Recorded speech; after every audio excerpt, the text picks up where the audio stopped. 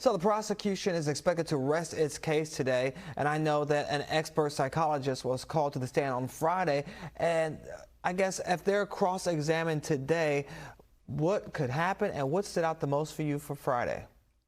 Well, I think for Friday, one of the things that we have to remember is that when you have an expert witness, you finally have a witness that is not necessarily or potentially not supposed to take one side or the next. A forensic psychologist is really supposed to say why the perpetrator did what they did, why the witnesses did what they did, why they stayed, why they waited so long to report. So these are questions that might be looming around for people who are a part of the jury to try to figure out and just kind of get some glue as to the who's and the whys and what's really the psychology behind what's going on. So that's what really stood out for me, is that finally they had an expert witness. As you said, we've heard about from 45 witnesses, and nobody has been an expert witness in terms of getting to the psychology of the girls and of RKelly. So I think that it was just a good time and, of course, a great way to wrap up a case so that we can get an idea about, well, the why behind everything from RKelly to those who claim that they were kidnapped and abused by him. And you know what? Usually a forensic psychologist, in this case Don Hughes, pointed to the studies that show abusers often isolate and demean those that they think they can control. So it seems like her role here was very specific in this case.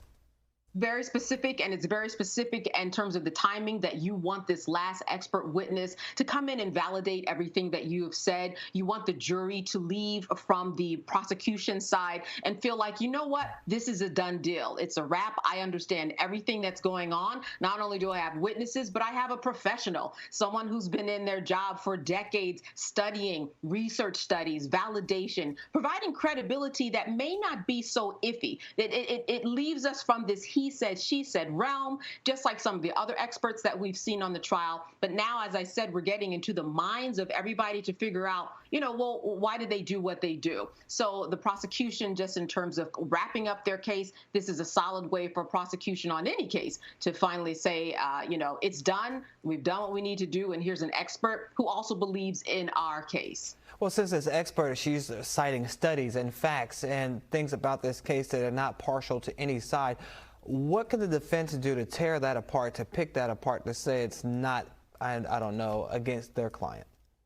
Yeah, so, the defense is going to have a very short side in terms of presenting their witnesses, but they will also present experts. They're going to have their side of the case. They're going to have experts to talk about what the perpetrator was doing, alleged perpetrator was doing, what the young women, the alleged victims were doing in this case, and why they did what they did. So you always have, or you often will have, experts on both sides coming to testify, and then we're going to see what's going to happen on cross today in terms of the expert testimony of the prosecution. The other thing that the defense can do is they can bring the current girlfriend or girlfriends of RKelly to come and explain the situation and maybe say, you know what, I heard everything that was going on in this trial and maybe some of that was true, but here's what was going on behind the scenes. I not only know from experience, but I'm experiencing it now. I think that's the one thing that the defense can do to kind of bolster their case, to say RKelly may have had some weird rules and some weird ways of doing things, and there might be some things morally that you don't like, but here are some things that are going on that I don't think you understand because I'm in the middle of it now. And the only person that can probably do that, since we know RKelly is not taking the stand, is a current girlfriend or girlfriends to come and speak on his behalf. So we'll have to see if that happens. Well, even if they do come and speak on his behalf, is there a possibility that they can cross-examine those girlfriends and then say psychologically, are they fit to testify, or are they being controlled or coerced to say these things? Absolutely. You can have a psychologist come back on, during their cross, and you can hear from the prosecution again, try to make sense of why the girls are there. And here's the truth, too. Even though you might have somebody testify on his behalf and give supporting witness testimony, if they are a girlfriend, for example, it doesn't necessarily lend itself to someone say that they were, given herpes and berated and bruised and raped and sexually assaulted and kidnapped and all of these things that we hear, or married at the age of 15. So there's some things that obviously RKelly just is not going to be getting away with. However, there are some things that are kind of open for argument. And a current girlfriend is the one who can be in that position to provide some background for RKelly to support his defense. Well, we also have to be clear that RKelly has denied all of these allegations, and the defense is expected to take a shorter time, as you mentioned, presenting their case. So in that case, how long can this take until we see a verdict? Well, you're right, Shannon. RKelly has said all along, I mean, throughout the decades, I did not do it. He's always maintained that he was innocent.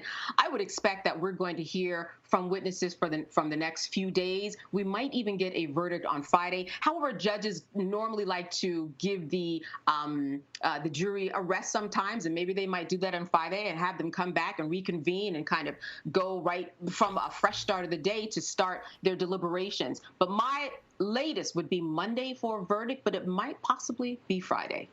All right. Thank you, Candace, for always giving us the best updates. We know you'll keep us posted. All right, Shannon. Thanks. Good to see you. All right.